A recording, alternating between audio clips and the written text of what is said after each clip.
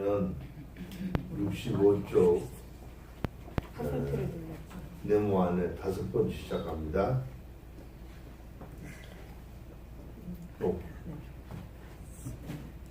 인식에서 하나님을 만나는 길이 과연 가능할까? 만약 가능하다면 결국 무로 가는 길임을 하이데거와 노자에게서 보게 되는데, 그렇기 때문에 인식에서 영적인 관계로의 길은 없다고 하는 것이 옳다. 그러면 우리는 다시 어떻게 영의 세계로 들어갈 수 있는가를 생각해야 한다.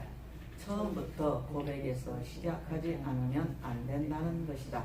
다시 말해 영의 세계가 오직 이인칭적인 인격과의 만남이라면 처음부터 우리는 이인칭에서 출발해야 한다.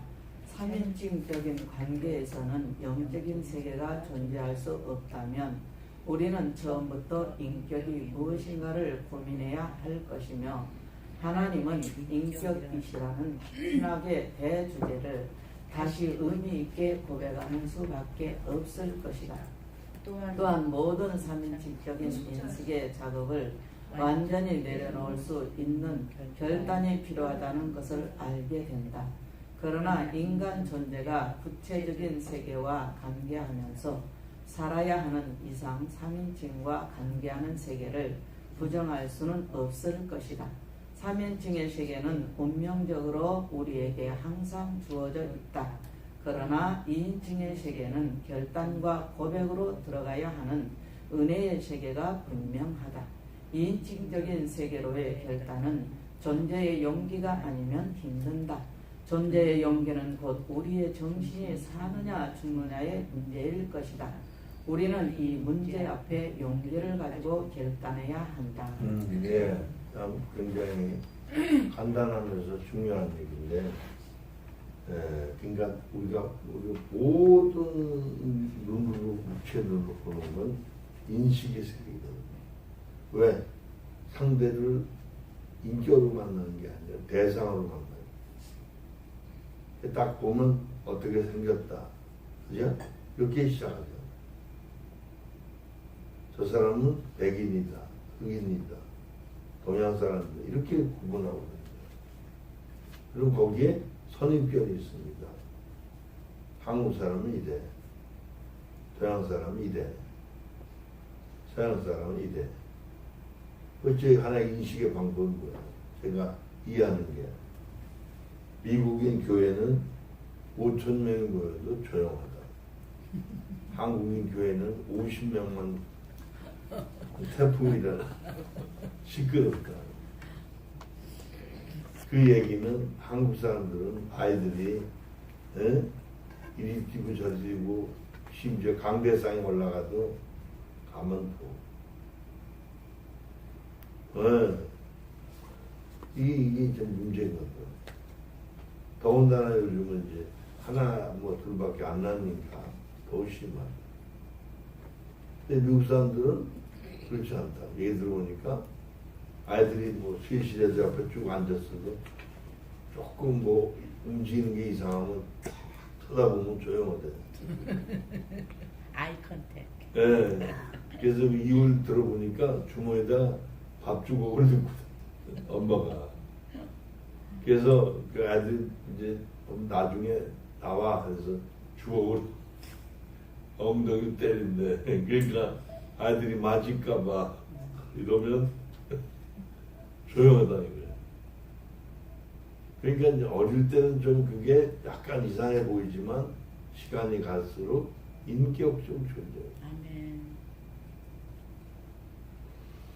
그러니까 미국의 교육 방법과 일본의 교육 방법은 다르고 한국의 교육 방법이 다르고. 한국은 지나치게 학교 의존도가 커서 그냥 완전히 기계인간을 만들고 공부시켜가지고 전문가를 만들고, 그게 나중에 나오지만 대개 사람들이 다 제작된 인간. 인격도 제작이 되고 기술도 제작이 되고. 이게 사는 게 제작된 인간 사는 거예요. 드라마 연기하는 사람들이, 그죠? 연출자가 감독이 시키는 대로, 야, 울어. 눈물 조금 더 흘려. 이런 식이에요. 그러니까, 배우나, 연예인들 대부분 시키는 대로 하는 거예요. 그러니까, 웃는 거 해. 그럼 어떻게 웃어? 호호 웃으면 호호 웃는 거고. 하하, 하하. 시키는 대로. 그게 무슨 뭐 기계지 뭐 사람이. 그게 잘못되면 이 윤리 도덕이라는 유명 밑에 우리가 제작된 인간으로 사는 거예요. 쉽게 말하면 경상도 출신은 경상도에서 언어 문화가 배우자. 경상도 사세였어요. 전라선 전라도 사세요. 그러다 보니까 제가 그 젊었을 때 보니까요. 전라도 친구들이 와가지고요. 서울 말씨 쓴다고 했어. 왜? 전라도 말씨 쓰면 욕도 먹거든. 우리 어릴 때만 들을 때만 20대 초반 때만 해도요. 전라도 사람들 막 그냥 개똥새 막 이랬어. 서울에서 그랬다. 아니 그때 상황이 그랬다니까. 그러니까 그게 문화야 나 그 당시에. 지금은 아주 좋아진 거예요. 이제 드라마에 나와서 뭐 경상도 보죠, 전라도 보면 할 정도로 세상이 좋아진 거예요. 무슨 말인지 알겠죠? 그게 왜냐하면 습관이야. 우리 김영광 전에 얘기해보니까 미국 가서 작업을 했는데 어느 지역 가면 전혀 말이 안 통한대. 똑같은 영어를 쓰는데 그게 우리 생각에 미국 사람들은 다 영어면 어딘 다 통하는 줄 알잖아. 지역마다 저기도 사투리 달라. 땅이 넓으니까 그럴 수밖에 없죠. 우리 조그만 땅인데 뭐 영어나 뭐 별거 아닌데 언어가 다르죠. 무슨 말인지 알겠죠? 그러니까 우리는 다 제작된 인간이라는 거예요. 그러니까 그게 말만 제작되는 게 아니야. 성품까지도 제작이에요. 나중에 이제 여기 7번 나오는 인식의 종말행위나 생각, 마음, 감정을 끝장내야 돼. 그게 잘못된 나야. 하나님의 사람으로 우리가 기움을 받아들일 줄 믿습니다. 아멘. 할렐루야. 67쪽입니다. 고백과 인식의 근원 보겠습니다. 1번. 우리는 영적인 사유를 위해 먼저 분명히 구분해야 할 사실을 정리해야 할 것 같다. 그 가운데 가장 우선적인 부분은 위에서 살펴본 대로 영적인 관계는 1인칭과 2인칭 사이에서 일어나는 사건인데 그것은 항상 현재적인 사건이다. 그러나 인식의 관계는 오직 3인칭 안에서 서술되는 사실과의 관계를 말한다. 전자는 실제성의 관계이며 후자는 진리의 관계라고 표현할 수 있다. 즉 전자를 신앙과의 관계로 후자를 지식과의 관계로 명명할 수 있다. 네, 아주 재밌는 얘기예요. 1인칭, 2인칭, 즉 나눠 관계는 실제성의 관계고 그리고 3인칭 관계는 진리의 관계라는 말은 뭐냐면 진리란 말은 논리적으로 옳고 그름 이 땅에서 말하는 개념 옳고 그름 다시 말하면 이래서 맞아 그럼 그게 진리라. 세상적인 관점은 그런 거예요. 근데 우리가 이해하는 진리는 성경을 말합니다. 용어를 여러분 잘 이해하셔야 돼요. 아시겠죠? 그러니까 이제 성경은 또 이건 나온 얘기면 성경을 우리가 육신적인 사람은 성경의 문자를 윤리적으로 보는 거예요. 그런데 영적인 사람은 성경을 진리로 보는 거예요. 즉 생명으로 본다. 이게 개념이 다른 거예요. 그죠? 예를 들어서 아내나 남편이 여보 그러면 기분 좋은 거야. 그죠? 근데 남이 여보 그러면 농담하는 거잖아요. 누가 우리 뭐 일본 말로 힘입구라고 그러잖아, 그죠? 놀리는 거란 말이야. 그러니까 그런 똑같은 얘기를 해서 기분 나쁜 거예요. 나를 이상한 사람 취급하나? 그런 얘기. 그거 같은 거예요. 그 개념을 잘 알아. 진리, 인식의 방법.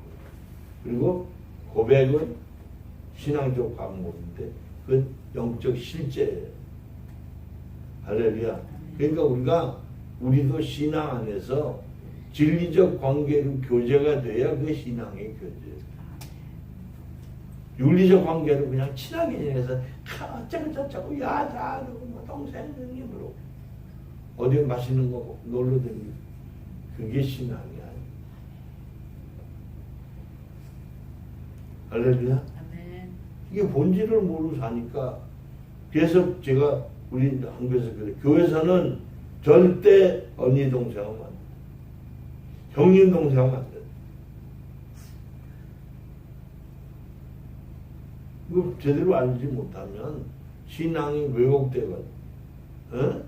우리끼리 친해가지고 어디 놀러 다니고 어디 같이 다니고 맛있는 거 친하다. 그건 친한 게 아니야. 우리 신앙 안에서 영적으로 친해서 에? 일반적인 것은 초대교회처럼 유무상통이라는 것처럼 그렇게 사랑으로 협력할 수 있어요. 할렐루야. 그게 신앙인 거지. 네. 아멘. 67페이지 두 번째 단락입니다. 간략하게 말한다면 우리 정신이 1인칭과 2인칭의 관계에서 일어난다면 그것은 인격에 근거한 만남의 관계라고 말할 수 있다. 그러나 우리 정신이 3인칭적인 관계에서 서술되거나 기술 묘사된다면 그것은 아무리 실제성을 표현한다고 해도 이미 인식된 사실이고 비인격적이고 객관화된 사실이 된다. 인식된 사실이란 이미 과거가 된 사실을 두고 말한다.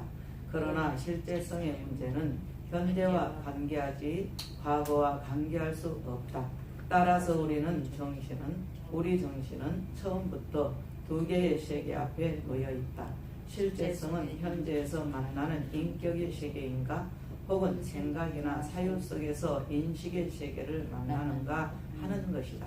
인격은 인식에서 갈라져 나온 인식의 변종도 아니고 인식과 혼합되어 굳어진 인식의 사생아도 아니다. 네, 이걸 이제 알아야 되는 게 뭐냐면 이거요. 우리가 이제 자기 부모에게는 자식에 대한 얘기를 올바른 거, 필요한 거 이런 걸 얘기해 주잖아요. 근데 이웃집 아줌마는 교훈을 하는 거죠. 사랑과 교훈이 다른 거. 그러니까 하나님이 우리에게 주시는 건 생명이에요. 그래서 우리 주 안에서 교제하는 것도 영적인 사람하고 만나서 교제하면 생명을 나누기 때문에 생명이 자랍니다. 그래서 제가 이제 이 사역 오래 했잖아요. 그러니까 교회에서 설교하는 거 다 이렇게 들어보면 이게 이성적 설교인지 지성적 설교인지 영성적 설교인지를 알고요. 이성적 설교는 자기 생각으로 이해된 걸 말해요. 지성적 설교는 여러 가지 지식을 정립한 걸 얘기해요. 영성적 설교를 자기가 체험한 걸 성경적으로 설교해요. 그게 딱 들어보면 아는 거예요. 저 사람 체험한 사람인지 안 하는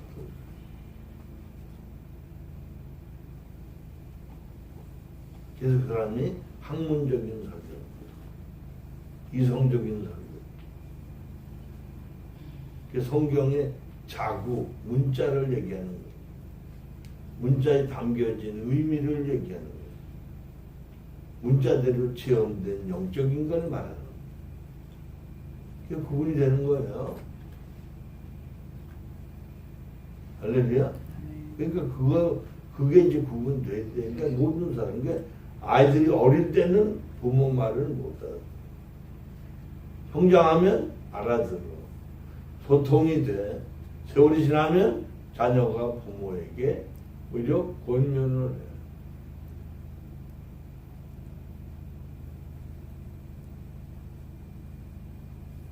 이번에도 우리 아들이 왔다 갔잖아요. 나한테 두 가지를 얘기하더라. 하나는 건강을 위해서 이거 잘 쓰세요. 그러면서 사과식초 사다 주더라. 또 그 왜 알카 소화제 있잖아요. 그 한 박스 사다 주더라. 또 한 가지는 아버지 목회하시는데 이렇게 하면 좋겠습니다. 나보고 그래. 주일날 여기 오전 예배 참석하지 말고 큰 교회 가서 좀 교제하는 게 좋지 않으시겠 그러더라고요. 왜냐하면 그 얘기예요. 아버지 이제 얼마 안 남았는데 그 얘기는 참아 못하고 얼마 안 남았는데 그리고 가만히 있으면 되겠습니까? 열심히 다녀서 교제권을 좀 넓히셔야죠. 그런 얘기예요. 이게 무슨 얘기인지 알고 고맙다고. 이번에 와봐서는 안마를 별로 해줄 시간도 없었지만 안 해주더라고요. 그게 이제 저는 이번엔 내가 건강이 많이 좋아졌고 좋아 보이는가 보다.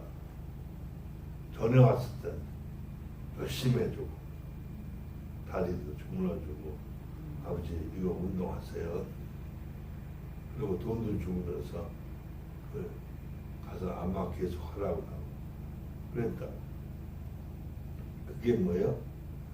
부모 자식이 관계 때문에 얘기를. 그러니까 우리가 진리 안에 깊이 들어가면 생명적 교제라는 인간적으로 친밀한 건 그건 교제가 아니에요. 할렐루야. 예. 68페이지 보시겠습니다. 실제성의 세계 또는 영적인 세계는 인식론적이고 인과율적인 건강적 개념의 세계가 아니라 푸뉴마적이고 인격적인 시간적 세계이다. 이런 관점에서 우리 인간이 관계해야 하는 세계는 창조주의 세계와 피조물의 세계이다. 전자는 영적인 세계라고 하고 후자는 자연이라고 한다. 자연은 우리가 아는 바대로 그리고 칸트가 선수 이성 비판에서 밝혀놓았듯이 시간과 공간의 인과율적인 세계이다. 이 세계에서 존재하는 인간은 이 시간과 공간이라는 선천적인 카테고리를 가지고 자연을 대상으로 삼으면서 인식이 시작된다. 그래서 인식은 자연과 관계하는 방식이다. 그러나 칸트가 말한 대로 인식의 세계가 아닌 실천 이성의 세계와 인간은 불가피하게 관계해야 한다. 실천 이성의 세계란 하나의 요청된 세계인데 순수 이성으로는 경험 불가능한 세계인 것이다. 칸트는 자연과학적인 방법으로 이 세계가 우리에게 선천적으로 주어져 있다고 말한다. 이것은 인식의 세계가 아닌 초월적인 세계에 대한 인간의 본질적인 동경을 말해준다. 칸트의 실천 이성의 대상이야. 세계는 따지고 보면 인식의 세계를 넘어서 있는 피안의 세계를 말하는 것이다. 그것은 창조주의 세계를 암시하고 있으며 그것 때문에 종교가 가능하다고 보았다. 그렇다면 인식의 손이 미치지 못하는 세계가 우리에게 주어져 있다는 사실인데 그 세계는 무엇으로 사유가 가능할까? 바로 그것이 신학의 주제인데 신학에서는 신앙이 아니고는 불가능하다고 말한다. 그 세계는 처음부터 나와 너희에 대한 세계인 것이다. 영적인 세계는 처음부터 인식의 대상이 될 수 없고 고백의 근거한 믿음의 대상일 수밖에 없다. 그러면 여기서 말하는 고백이란 무엇일까? 인식의 인간율에 기초한 과학에서 진리와 관계하는 것이라면 고백은 신앙에 기초한 정신의 실제성과 관계한다. 그러면 고백은 인식보다 비과학적이거나 신화적이거나 초월적인 성격을 가지는 것인가? 고백을 가리켜 비과학적이라고 한다면 그는 과학을 근본적으로 잘못 이해한 결과에서 나온 무지의 소치이다. 오히려 인식과 고백은 서로 다른 차원에서 존재한다고 해야 옳을 것이다. 즉 사유하는 방식이 다른 것이다. 인식과 고백은 인간 정신의 동일한 근원에서 나왔지만 인식은 진리의 길이고 고백은 실제성 애로의 길이다. 인식은 하나님이 필요한 자연과 관계하는 길이고 고백은 하나님과 직접 관계하는 길이다. 인식의 출발이 오성에서 시작된다면 고백의 출발은 영에서 출발한다. 따라서 고백이 인식에 비해 과학적이거나 신화적이거나 초월적이라고 경시하는 것은 무지의 결과이다. 그리고 인식과 고백은 차원은 다른 지향점을 가진다. 인식은 진리를 지향하고 고백은 실제성을 지향한다. 이런 점에서 인간에게는 본질적으로 두 개의 차원이 주어지는데 그 가운데 한 개를 결단할 수 있다. 그러나 인식을 선택하는 것은 사실 선택하는 것이 아니다. 왜냐하면 인식은 자연스러운 것이고 인간이 태어나자마자 필연적으로 관계해야 하는 것이기 때문이다. 인식은 주어지는 것이기 때문에 사실 인간이 선택한다고 할 수 없다. 그러나 고백은 결단의 문제이다. 인식은 자연으로부터 주어지는 것이지만 고백은 창조주로부터 직접 주어지는 것이다. 그래서 이것은 선물이라고 한다. 따라서 고백은 처음부터 신앙과 관계한다. 하나님은 신앙에서 피조물인 인간에게 자신을 계시하시며 그 계시는 인간이 고백으로 이해한다. 신앙이란 계시에 대한 인간의 대답인 것이다. 참된 이해는 고백에서 성립된다. 이해란 자리를 바꾸는 것이다. 내가 창조주의 자리에 창조주가 나의 자리에 서 있는 것을 말한다. 그래서 고백으로 하나님을 이해할 수 있다. 왜냐하면 나의 인식의 기능이 창조주의 자리에 초대되어 바로 그 자리에서 창조주를 보기 때문이다. 그리고 창조주도 나의 자리에서 나의 이성과 감각과 판단을 이용하셔서 창조주 자신에게 구하게 하는 것이다. 그래서 신앙이란 창조주가 나와 판단과 이성 감각을 가지고 자기 자신에게로 가져가는 것을 말한다. 신앙은 인간이 자의적으로 믿어주는 신념과 본질적으로 구분된다. 신념은 자연과 관계하지만 믿음은 창조주 자신과 관계한다. 고백은 처음부터 창조주의 선물이다. 창조주가 자신을 계시할 때 그것에 대답하는 것이 신앙이고 그것은 동시에 창조주 자신으로 인해 대답하는 것이다. 그래서 창조주 자신이 우리의 자리에서 우리의 지각에 따라 창조주 자신을 보게 하는 것이 신앙이다. 고백은 신앙과 관계하는 인식을 신념과 관계한다. 신념은 자연과 관계할 때 자연의 법칙이 반복이라는 형태로 일관성 있게 인간의 인식에 주어질 때 인간 이성의 동의에 의해 자연스럽게 생기는 것이다. 그래서 신념은 자연의 선물이다. 신념과 고백은 어떤 차이가 있는가? 어쩌면 관계하는 대상이 본질적으로 다르다는 것에 있을지도 모른다. 자연은 인과율에 의해 목적론적으로 인간의 판단을 끌고 가는 반면 창조주는 인격이라는 자신의 계시로 인과율과 전혀 다른 차원인 영의 판단을 하게 한다. 인식은 신념과 관계하다가 자연 안에서 자신의 집을 짓는다. 그러나 고백은 신앙과 관계하면서 하나님 앞에서 실제성의 집에 거할 것이다. 우리는 두 개의 정신세계 가운데 어느 한 길을 결단해야 하는 기로에 서 있다. 고백, 믿음, 실제성인가? 아니면 인식, 신념, 진리인가? 이 두 개에서 타협은 쉽지 않다. 이것은 마치 하나님이냐 세상이냐 둘 중에 하나를 선택하는 것과 같다. 그래서 영과의 만남을 위해 우리는 처음부터 고백의 세계에 서야 한다. 인식에서 실제성의 세계로, 다시 말해서 진리에서 실제성의 세계로 가는 길은 하이데거나 노자가 시도했지만 그것은 처음부터 성공될 수 없었던 것이다. 창조주의 영을 만나기 위해 고백의 길을 가는 것이 가장 정상적인 길을 가는 방법이다. 네, 그래. 이게 중요한 게 뭐냐면 계시가 없으면 고백이 없어요. 아멘. 고백이 없으면 신앙이 없어요. 아멘. 계시, 고백, 그리고 신앙. 신앙, 고백, 그리고 계시를 이해할 수 있는. 할렐루야. 아멘. 예, 거기 한번 읽어보세요. 68쪽 맨 밑에 부보.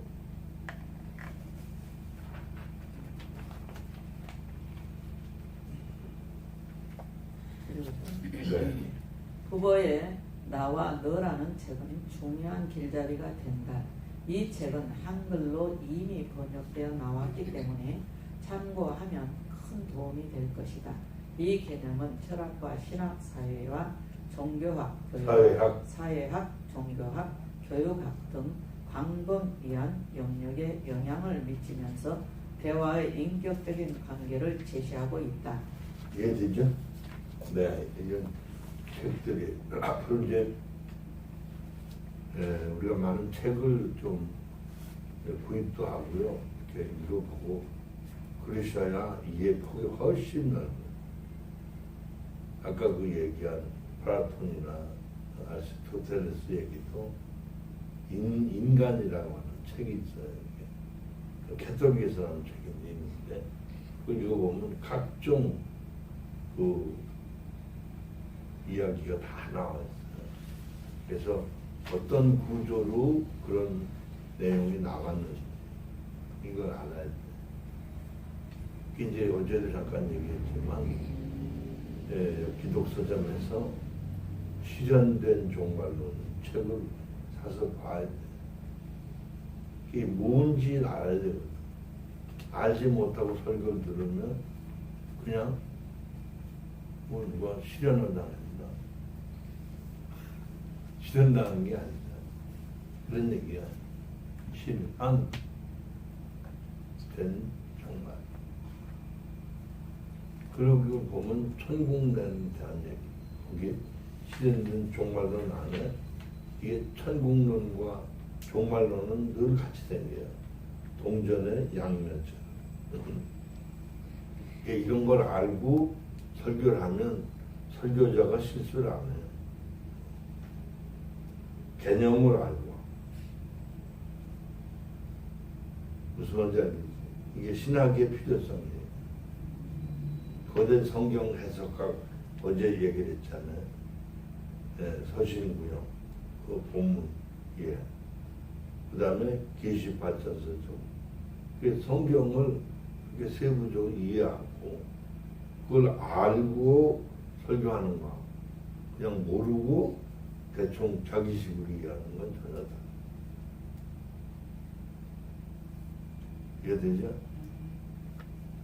그게 우리 한참 그 젊을 때, 경영학식 가면,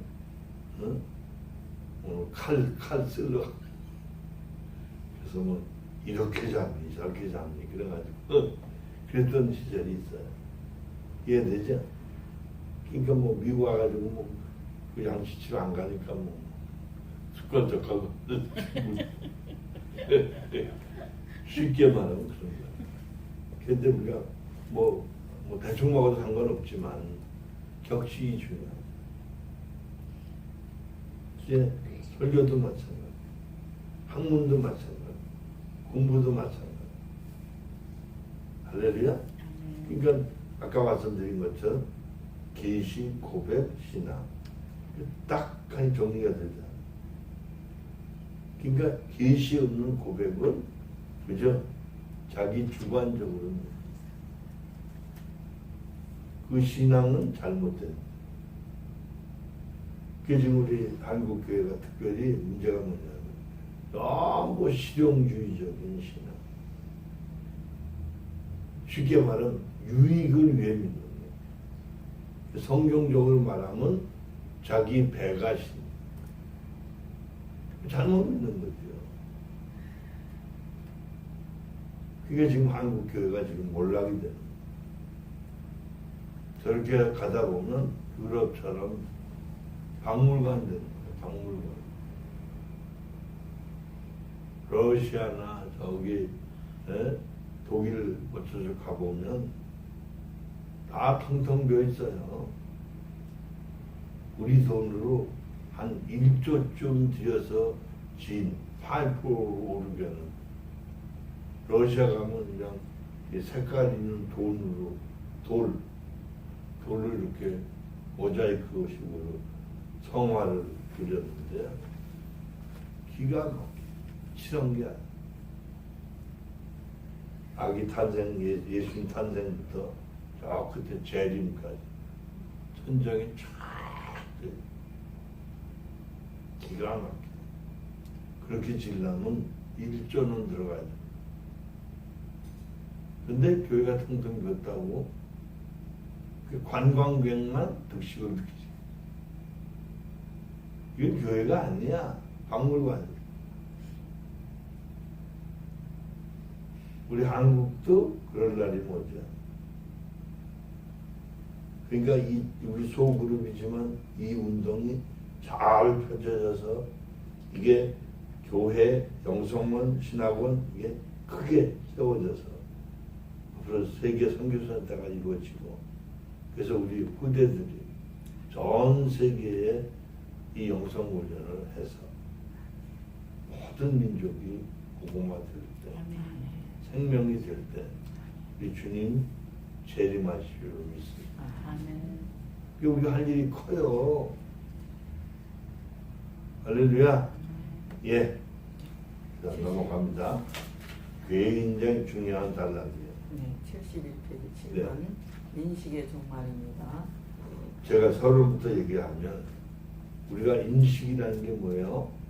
이성과 지성을 통해서 알아지는 거 실천해서 이게 감성이 생기고 이성과 지성과 감성이 결과적으로는 의지를 통해서 행동까지 나타내는 이 모든 게 다 인식이에요.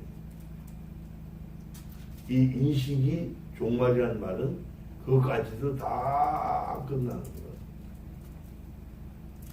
우리가 어때요? 각종 먹거리 심잖아요. 식물을 심고 추수해서 그걸 가지고 다 음식을 만들어서 큰 파티를 만듭시다. 결론은 뭐예요? 다 먹고 설거지하면 아무것도 없는 거예요. 그렇죠? 그러니까 인식의 종말이라는 말은 뭐냐? 모든 게 필요해, 과정적으로. 그렇지만 궁극적으로는 그 인식이 종말이 되고 영적인 실제성이 실제가 돼요. 그래서 하나님과 사는 거야. 할렐루야. 사람들이 그 과정적으로는 인식에 매이고 그 지식에 매이고 감성에 매이고 의지해서 자기 주관을 강조하고 이런 모순이 생겨요. 삶이잖아요, 삶. 그죠? 나랑 이런데 결혼해서 한 30년쯤 된 사람이 이것저것 안 따져. 그냥 사는 거지. 어떻게 산다고 얘기하는 게 아니야. 그죠? 역할 분담하는 거잖아. 직장 가서 직장 다니고, 집에서 일해서 살면 살림하고. 그죠? 그런 거예요. 거긴 뭐 이유가 없잖아. 그러니까 우리가 이제 신앙 안에서 어떻게 살며 어떻게 사역할 것인가. 거기까지 나가야 될 필요가 있습니다. 그게 인식의 종말이라는 게 그런 뜻을 알고 시작하면 더 좋아요. 할렐루야. 예. 내일. 위에서 본 대로 인식은 고백이라는 차원과 완전히 다른 길에서 출발하며 또한 완전히 다른 결론으로 종결을 짓는다. 인식과 고백은 사실 완전히 서로 다른 길이며 이 두 개의 길에서 어떤 공통점이나 공유할 만한 점들을 찾는 것은 불가능하다. 왜냐하면 인식과 고백은 사실 모태의 종류가 틀리다고 할 수 있기 때문이다. 분명히 고백에서 우리는 하나님의 실제성을 체험한다. 그러나 인식에서는 하나님과에 관한 생각만을 만들 뿐이다. 그래서 고백과 인식의 문제는 실제성과 생각의 문제이며 궁극적으로 하나님 자신과 하나님에 관한 생각의 차이 문제이다. 고백은 하나님의 실제성을 체험한다. 그러나 인식의 최고 종결점은 하나님의 실제성이 아니라 하나님에 관한 인간의 생각으로 종결짓는다. 그러면 인식이 어떻게 시작하고 어떤 과정에서 발전하여 결국 하나의 생각으로 종결짓는지를 살펴보아야 할 것이다. 인식은 고대에도 있었지만 고대의 인식론은 현대만큼 체계적이지 못하며 어쩌면 실제성을 위한 인식이라는 생각을 가지게 한다. 플라톤이나 아리스토텔레스적인 사유를 가리켜 인식론적인 사유라고 한다면 그것에 그렇게 틀린 말은 아니지만 그들은 사유는 현대적인 의미에서의 인식론적인 사유는 아니라고 말할 수 있다. 여기서 말하는 현대적인 의미에서의 인식론적인 사유란 고대인들이 달리 철저히 생각하는 나 코기토에서 출발하는 인식론을 말한다. 물론 고대에서도 인식하는 문제가 철학의 절반인데 전반적인 문제였지만 인식의 주체가 나 되는 나의 문제는 현대만큼 고급스럽게 이론적으로 체계화시키면서 사유하지는 못했다고 할 수 있다. 여기서 인식이라고 할 때 우리는 인식하는 나의 문제를 생각하지 않을 수 없다. 인식하는 문제는 결국 인식하는 나의 문제를 말하는 것이기 때문이다. 여기서 우리는 이 문제를 가장 예리하게 생각했던 하이데거의 생각을 빌려서 인식의 문제를 생각해야 한다. 그는 서구 정신사가 인식의 역사였으며 이러한 인식의 역사는 결국 존재 상실의 역사라고 싸잡아서 말하기 때문이다.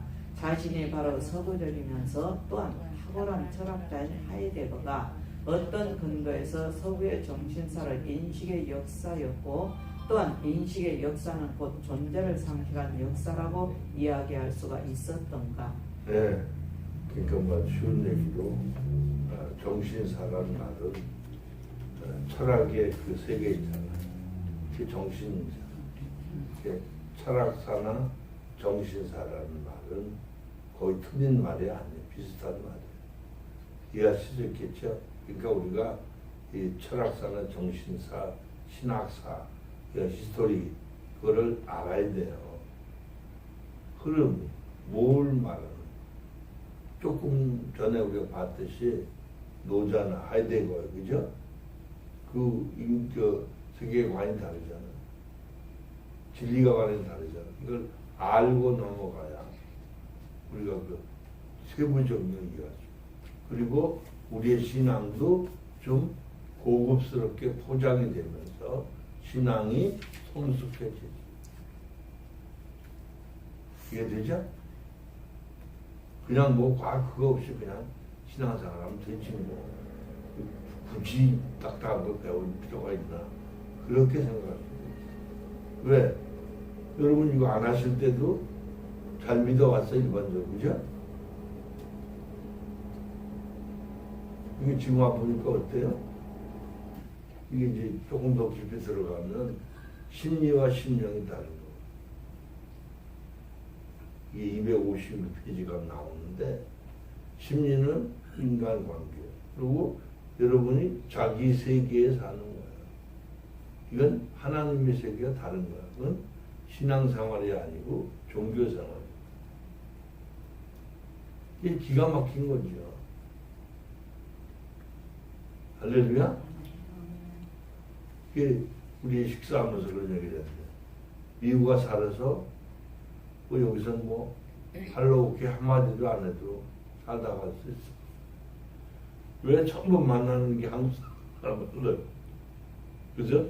맨 한국 식당 가니까 뭐 종업원들도 뭐 거의 다 한국인들이고, 어쩌는 게 저 연경 중국집 가서 저녁을 했는데 여기도 뭐 종업원들이 다 거의 한국 사람이죠. 그러니까 뭐 우리 식으로 하면 편해. 막 그와 같은 거예요. 그러니까 여러분이 이 세계에 살지 말고 하늘의 천국으로 올라가요. 할렐루야. 그래서 하나님 안에서 살아요. 그리고 우리들도 하나님 안에서 지체로 교제해요. 그러니까 대화가 다른 거예요. 화제가 달라. 이해되죠? 그래야 이게 믿는 삶의 맛이 있는 거예요. 아, 우리끼리만 지지고 볶고를 모르미고 와서 한국에서 살면 더 편한데. 그죠? 그런 거예요.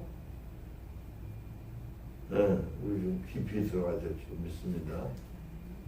네. 네, 2번 보시겠습니다. 인식의 문제는 두말할 것도 없이 주관과 객관의 문제와 관계한다.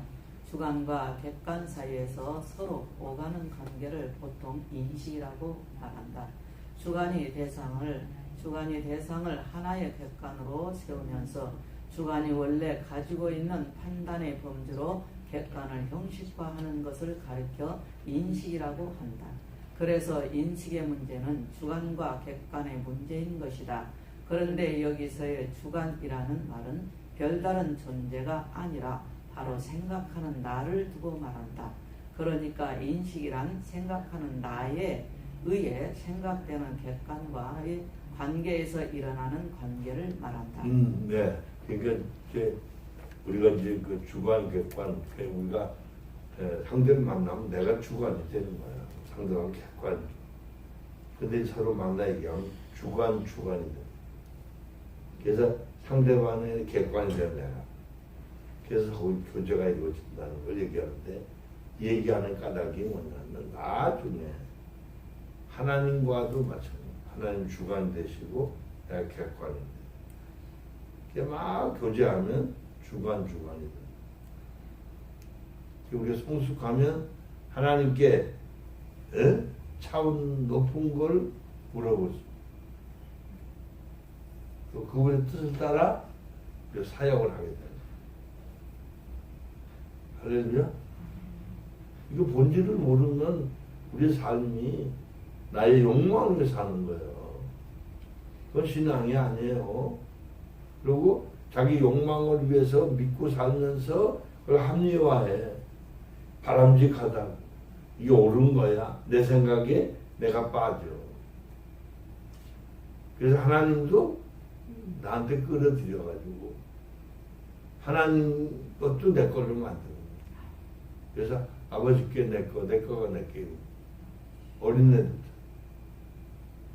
이건 신앙이 아니에요. 할렐루야?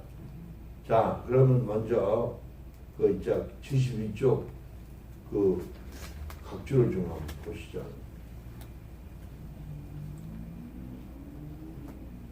네. 나에 대한 인식은 고대 철학에서 소개되고 있지 않다. 왜냐하면 그것은 기독교 정신을 통해 인간에게 의식된 것이기 때문이다. 이 점에서 고카르텐도 동의하는데, 고카르텐이 말하는 나의 의식은 역사 개념과 직결되는 의식이다. 그는 역사란 세계로부터 자유를 의미하는데, 진정한 나 의식은 근대 이후에 시작된다고 주장한다. 하이데거의 이러한 인식의 역사와 존재 사실을 상실의 역사의 개념을 알기 위해 독자들은 그의 저서 가운데 특히 니체를 읽어야 하며 그의 논문집인 을 참고하면 유익할 할 것이다. 특히 니체는 서구 정신사의 문제가 생각하는 나의 문제에서 기인되었으며 이러한 나의 문제는 숨었다가 스스로 나타나는 알레테리아 진리를 결정적으로 상실하게 하는 장본인을 고발하고 있다. 필자가 보기에 하이데거의 이러한 관점은 물론 그의 독특한 실존론적 철학적인 사유라는 점을 인정하지만 그 진단은 대단히 정확하다고 보며 스펜클러, 골비처, 부버 등등 많은 학자들이 직접 간접으로 하이데거의 이러한 진단에 동의를 하는 것으로 보아 그의 생각을 우리의 객관적으로 수용할 필요가 있음을 느낀다. 무슨 말인지 아시겠죠? 그러니까 여러 학자들이 어떻게 말합니다. 그러니까 제가 보기에는 이런 책을 적어도 수십 번, 아니 100번이라도 반복해서 우리가 의식을 또 넓히고 또 넓히고 또 넓히고 이게 지적인 안경이 되고 이성과 지성이 되는 거예요. 그 다음에 성경을 보는 안목이에요. 할렐루야. 거기다가 성령의 조명을 받으면 성경과 이 학문이 문장이 되는 거예요. 그래서 언어로 나타. 이게 살리는 언어가 되는 줄로 믿습니다. 할렐루야. 그래서 꾸준히 우리가 노력할 필요가 있어요. 아멘. 예. 두 번째 73페이지 두 번째 단락입니다. 그러면 과연 여기서 말하는 생각하는 나란 무엇인가? 그것은 인식을 말한다. 달리 말하면 의식을 말한다. 달리 말하면 의식하는 나와 나에 의해 의식된 대상과의 관계를 다루는 것이 바로 인식론이고 넓게는 형이상학이라고 한다. 그래서 우리가 전통적인 형이상학을 의식의 철학이라고 해도 그리 틀린 말은 아니다. 이 의식의 철학에서는 인식의 주된 테마인데 여기서 중요한 것은 무엇을 인식했다는 사실이 아니고 무엇이 어떻게 인식되느냐를 말하고 있다는 사실이다. 무엇이 어떻게 인식되느냐는 사실은 처음부터 생각하는 나를 전제로 하고 있다. 생각하는 나는 주어진 여러 대상들을 어떻게 분류하고 나누고 판독하여 정리할 것인가 하는 문제를 다루면서 인식의 문제가 된다. 그러면 생각하는 나는 어떤 과정에서 스스로를 인식의 주체가 되어 형이상학의 중심점에 앉아있게 되었는가?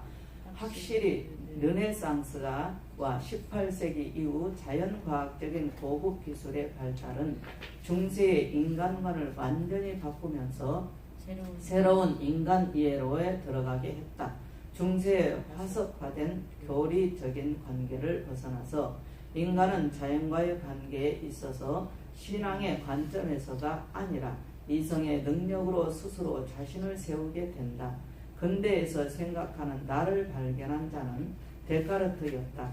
그것은 놀라운 발견이었으며 개인의 주관주의를 여는 최초의 부싯돌이 되었다고 자타가 공인하고 있다. 그러나 하위대거는 인식의 문제가 주관 객관의 문제이고 주관은 생각하는 나에서 출발한다지만 이미 고대 헬라 철학에서 이 인식의 문제가 어떻게 이해되었는가를 보아야 한다고 주장했다. 그래서 그는 인식의 문제를 생각하는 나로 구체화되어 나타난다고 보았지만 그 근원은 고대 헬라 철학에 있다고 보았다. 그는 초월자에 대한 모든 문제는 그것이 존재론적이든 신학적이든 간에 전부 주관, 객관의 관계 도식으로 얽혀 있다고 선언했다. 인식의 문제가 생각나는 나로 구체화되고 그 근원의 주관, 객관의 관계에 있다면 도대체 생각하는 나란 무엇이고 이것이 정신사에서 어떻게 전개되어 갔는가? 하이데거는 인간 정신사, 특히 형이상학의 역사는 한마디로 존재상실의 역사라고 단정했다. 그에게 존재란 존재자와 구분되는 개념이다. 그는 존재란 규정할 수 없으며 인간의 인식의 대상이 될 수 없는 근원적인 실제성으로 이해했다. 우선 그의 복잡한 생각을 논하기 전에 먼저 간단하게 정리하고 시작하는 것이 이해를 하는 데 도움이 되겠다. 이것은 세 가지로 정리해 볼 수 있다. 첫째, 존재의 상실은 존재자, 주관, 객관의 관계로 인간의 인식의 대상이 됨으로 시작된다. 둘째, 주관, 객관의 관계의 종말은 현재 기술 사이에 이르러 급기야 신이 죽었다라는 결론으로 종결짓는다. 셋째, 신이 죽었다는 결론은 기술을 잉태했으며 인간 사회가 기술 사회가 됨으로써 인간의 사람다움을 상실되었다. 네, 아주 심각한 얘기인데요. 인간이 이제 기술주의, 과학주의 가다 보니까 그래서 신이 죽었다는 말은 신이 죽었다 하는 개념이 아니고 신이 없어도 산다. 옛날에는 신을 전적으로 의시했기 때문에 일종의 종교 철학이 생기고 각종 종교가 생긴 거예요. 그런데 인간이 과학주의로 발전하면서 기술이 팽창하고 뭐 살만해. 누구 같다는 비행기 타고 다니고 벤츠 타고 다니니까 살만해. 먹을 거 먹고 싶은 거 먹고, 그죠? 잠잘 만한 편안한 집이 있고. 그러니까 신이 없어서 사는 거예요. 보편적인 인간들. 우리 믿음 안에 있는 사람은 그거 아니지만 그건 지금 세계적인 걸 얘기하는 거예요. 그래서 하이데거가 누구야? 신이 죽었다고 니체가 얘기해요. 그런 흐름을 우리가 알아야 돼요. 이해되죠? 그러니까 자칫 잘못하면 우리가 필요한 거, 부귀, 영화, 명예, 권세, 출세, 성공, 넉넉하면 하나님 없이 사는 거예요. 그 하나님이 뭐라고 말씀하시면 나 좀 바쁘니까 좀 계세요. 하나님은 자기 마음대로 부려. 이게 잘못된 신앙과 할렐루야. 이해되죠? 그러니까 우리가 이걸 모든 걸 잘 이해하고 바르게 나가야 될 필요 믿습니다. 할렐루야. 좀 쉬겠습니다. 할렐루야.